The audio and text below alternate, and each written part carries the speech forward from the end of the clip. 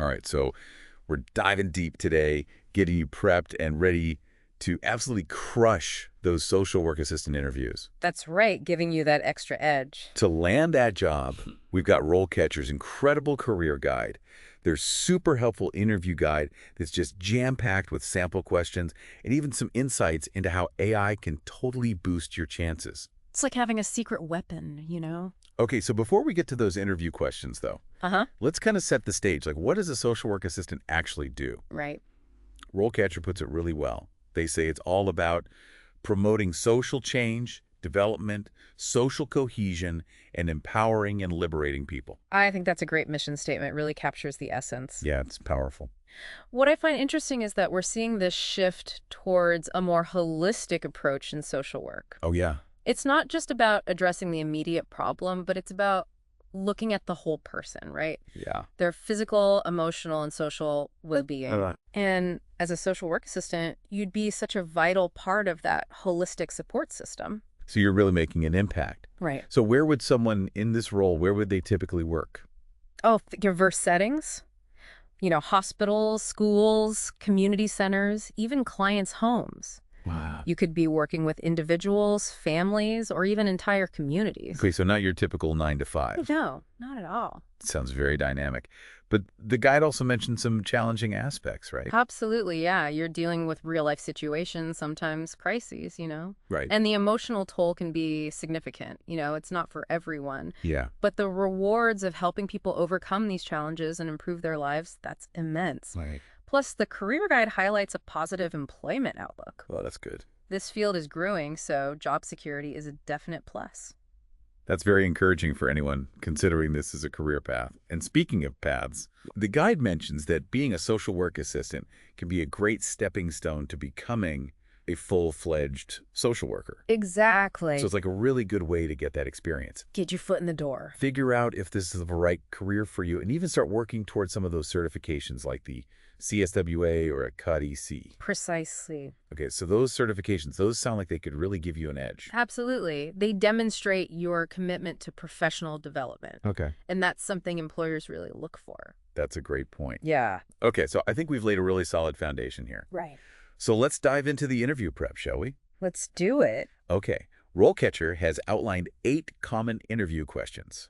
So we're going to take each one, break it down, what is the interviewer really wanting to know, Right. and then give you some tips on how to craft that winning response. And remember, it's not just about giving the right answers. It's about showcasing your understanding, Yeah. your approach, and really your genuine passion for this work. Okay, I love that. Yeah. All right, first question. Can you describe your experience with case management? All right. So here they're looking for evidence of some key skills, right? Okay. Organization, prioritization, your ability to handle complex situations. Yeah. Think about a specific case where you excelled in these areas. And the guide emphasizes the importance of understanding that entire case management process. Yes. From assessment to implementation. Yeah. So don't just tell them what you did. Right. Show them how you thought through it, how Exactly. you communicated with everyone involved, and that nothing slipped through the cracks. Exactly. And don't be afraid to mention a time when you faced a particularly challenging situation and how you navigated it. Oh, okay. That really demonstrates problem-solving skills, which are gold in this field. Okay. Now, what comes to mind for you when you think about your case management experience? That's a good one. All right, let's move on to question 2. How do you approach working with clients who may be resistant to receiving services? I imagine this happens quite often. More often than you might think, yeah. Yeah. This question is designed to assess your empathy, your active listening skills, and your ability to build trust. Okay. It's about understanding that resistance often stems from fear, past trauma, or just a lack of trust in the system. Right. That makes sense. Yeah. The guide suggests talking about building rapport, validating their concerns, and using motivational interviewing techniques to empower clients to make positive changes. Right. But what does that actually look like in practice? Well, think about open-ended questions, reflective listening, Okay. really trying to understand their perspective. Right. It's about meeting them where they are, not where you want them to be. Right. Imagine a client struggling with addiction who's been let down by the system before. Right. How would you approach that conversation differently? Yeah, that's a really good point. It's all about adapting your approach Right. to each individual's needs and circumstances. Absolutely. Uh-huh. And before we move on, let me just add, Yeah. RoleCatcher's AI can be incredibly helpful in tailoring your answers to these questions. Oh, right. I almost forgot about our secret weapon. Yeah, their AI analyzes job descriptions, identifies keywords, Uh-huh. and even suggests ways to incorporate those keywords into your answers. So it's not just about answering the question. It's about answering it in a way that resonates with that specific employer Right. and the role you're applying for. That's brilliant. And remember, it's like having a personalized coach providing feedback on your responses. Wow. Pretty amazing, right? That's amazing. Okay, back to our interview questions. Okay. This next one is all about crisis intervention. Can you describe your experience with crisis intervention? All right, well, this one can be intense, Yeah. but it's also an opportunity to show that you can stay calm under pressure and make sound decisions in those challenging situations. Right. The interviewer wants to see that you can assess risk, provide immediate support, and collaborate effectively with other professionals to ensure the client's safety. The guide suggests highlighting any specific training or certifications you have in crisis intervention. Right. And it mentions the importance of describing a situation where you successfully de-escalated a crisis and helped the client access the support they needed. Think about a time when you had to think on your feet, Okay. maybe improvise a solution, Yeah. or advocate for a client's needs in a crisis situation. All right. So let's say I'm in the interview and I kind of freeze up. Uh-huh. What if I don't have a specific example that perfectly matches the question? That's where your understanding of the underlying principles comes in. Okay. Even if you haven't faced that exact situation, you can talk about your approach to problem solving, your ability to remain calm and empathetic, Right. and your commitment to finding the best possible outcome for the client. All right. That makes me feel a little bit better. Okay. Question 4 is all about cultural competence. How do you ensure cultural competence when working with clients from diverse backgrounds? This seems especially crucial in social work. Absolutely, it's fundamental. Yeah. Think of it this way. Every individual comes from a unique background with their own set of values, beliefs, and experiences, right? Okay. Cultural competence is about recognizing and respecting those differences Okay. and adapting your approach to ensure that everyone feels seen, heard, and understood. The guide suggests talking about your personal commitment to ongoing learning about different cultures, your ability to adapt your approach to meet individual needs, and any specific training or experience you have in this area. But what does that actually look like on the ground? Can you give me an example? Absolutely. Let's say you're working with a refugee family who's just arrived in the country. Okay. They might have experienced trauma, they might not speak the language fluently, and they might be navigating a completely unfamiliar system. That sounds incredibly challenging. It can be, but cultural competence means being sensitive to those challenges, Okay. understanding the impact of their past experiences, and connecting them with resources that are culturally appropriate and linguistically accessible. Right? It also means being aware of your own biases and assumptions and being willing to learn from the clients you serve. That makes a lot of sense. It's about seeing each individual as a whole person, not just a collection of demographics. Precisely. And that brings us to our next question, which focuses on maintaining professional boundaries. How do you maintain boundaries with clients while still providing support? This is crucial for both your well-being and the clients. Yeah, the guide mentions the importance of clear communication, setting limits, and knowing when to refer clients to other professionals. Right. It also talks about self-awareness, Yes. understanding your own triggers and how they might impact your interactions. It's about finding that balance between empathy and professionalism. Okay. You want to be supportive and compassionate, but you also need to maintain a healthy distance to avoid burnout and ensure that you're providing the most effective support. Imagine a client who starts calling you at all hours of the night or sharing overly personal information. Okay, yeah, that's crossing a line. How would you handle that? Well, it's about setting clear expectations from the start. Oh, yeah. Explain the boundaries of your professional relationship Yeah. and be consistent in enforcing those boundaries. Right. And if a client's needs exceed your scope of practice, don't hesitate to refer them to a specialist who can better address their specific situation. Right, so it's good to know you don't have to have all the answers. Exactly. It's about being part of a larger support network. Exactly. Now let's shift gears to a more logistical question. How do you prioritize competing demands and manage your time effectively? Time management, the bane of everyone's existence. Especially in social work, where you're juggling multiple cases, deadlines, and unexpected situations. Right. The interviewer wants to know that you can stay organized, prioritize tasks, and meet deadlines without getting overwhelmed. Yeah, the guide suggests discussing your specific strategies for time management, like using calendars, to-do lists, and setting realistic goals. Right. It also mentions minimizing distractions and staying focused. Easier said than done, right. Oh, yeah. I think the key here is to highlight your ability to adapt and reprioritize when necessary. Okay. Social work is all about flexibility. Right. You might have your day perfectly planned, and then a crisis arises. Oh, yeah. And you need to shift gears immediately. Right, totally. Yeah. It's about being proactive but also rolling with the punches. Oh, exactly. Okay, 2 more questions to go. Right. The next one focuses on experience with marginalized populations. Can you describe your experience working with marginalized populations? I imagine this could cover a wide range of groups and issues. It absolutely does, yeah. This question is about showcasing your sensitivity, empathy, and commitment to social justice. Okay.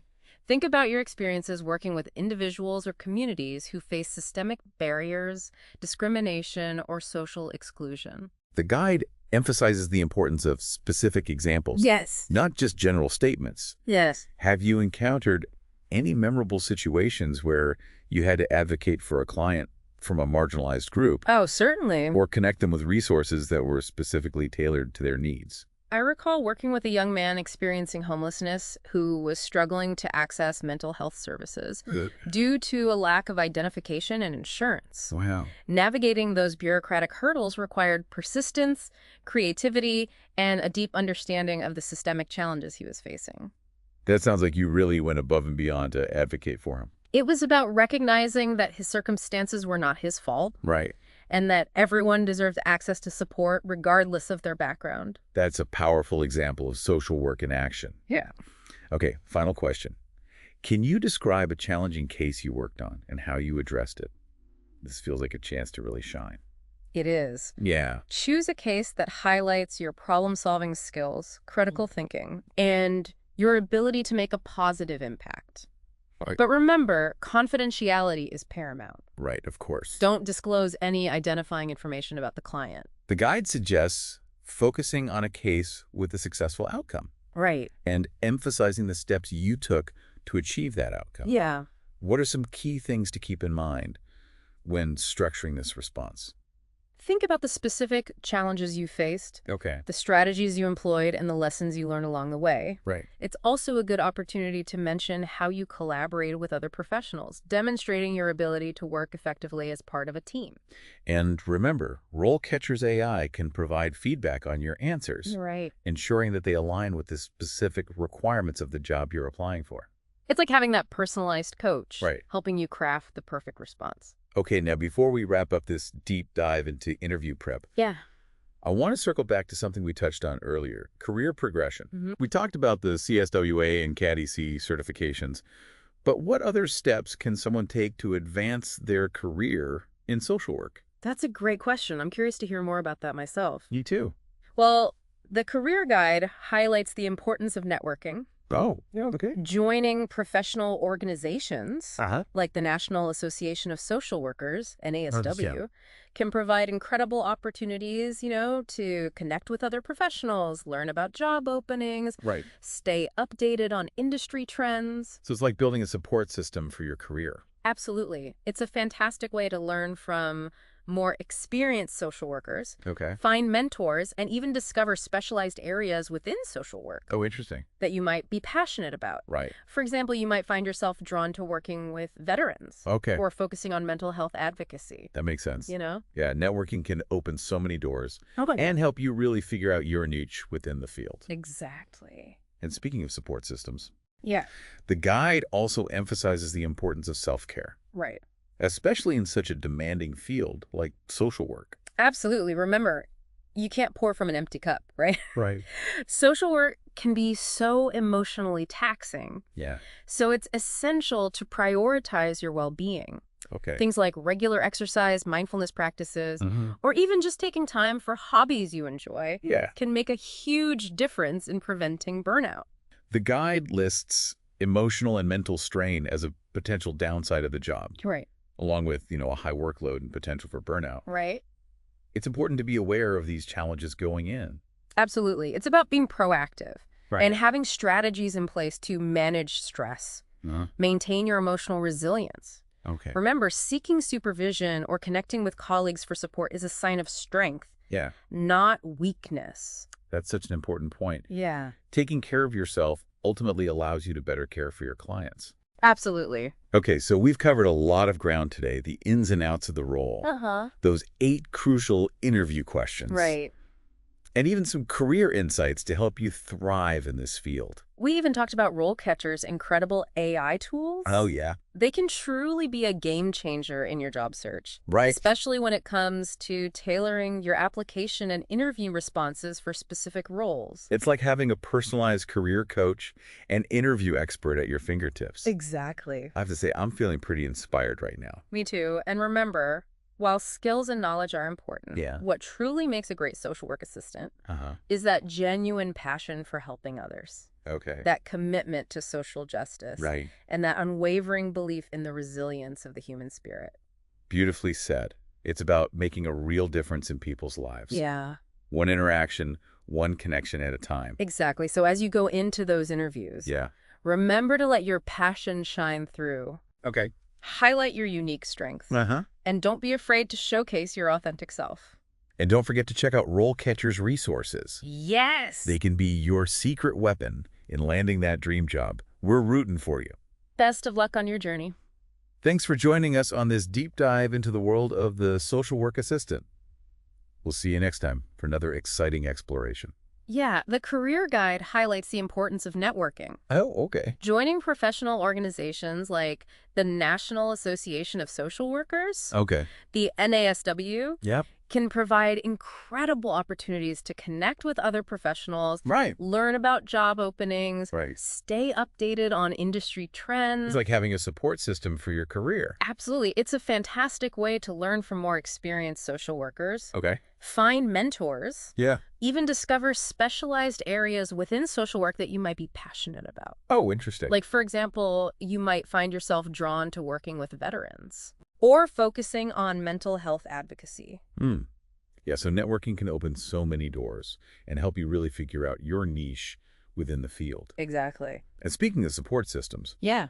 the guide also emphasizes the importance of self-care, especially in such a demanding field like social work. Absolutely. Remember, you can't pour from an empty cup. Right. Social work can be so emotionally taxing, so it's essential to prioritize your well-being. Okay. Things like regular exercise, mindfulness practices, Yeah. or even just taking time for hobbies that you enjoy Right. can make a huge difference in preventing burnout. The guide lists emotional and mental strain as a potential downside of the job, along with, a high workload and potential for burnout. Right. So it's important to be aware of these challenges going in. Absolutely. It's about being proactive and having strategies in place to manage that stress and maintain your emotional resilience. Right. Remember, seeking supervision or connecting with colleagues for support is a sign of strength, not weakness. That's such a good point. Taking care of yourself ultimately allows you to better care for your clients. Absolutely. Okay, so we've covered a lot of ground today, the ins and outs of the role, those 8 crucial interview questions, and even some career insights to help you thrive in this field. We even talked about RoleCatcher's incredible AI tools. Right, our secret weapon. They can truly be a game changer in your job search, especially when it comes to tailoring your application and interview responses for those specific roles. It's like having a personalized career coach and an interview expert at your fingertips. Exactly. I have to say I'm feeling pretty inspired right now. Me too. And remember, while skills and knowledge are important, what truly makes a great social work assistant is that genuine passion for helping others. Okay. That commitment to social justice. Right. And that unwavering belief in the resilience of the human spirit. Beautifully said. It's about making a real difference in people's lives, one interaction at a time. Exactly. So as you go into those interviews, Yeah. remember to let your passion shine through. Right. Highlight those unique strengths. And Right. don't be afraid to showcase your authentic self. And don't forget to check out RoleCatcher's resources. They can be your secret weapon to landing that dream job. Absolutely. We're rooting for you. Best of luck on your journey. Thanks for joining us on this deep dive into the world of the social work assistant. We'll see you next time for another exciting exploration.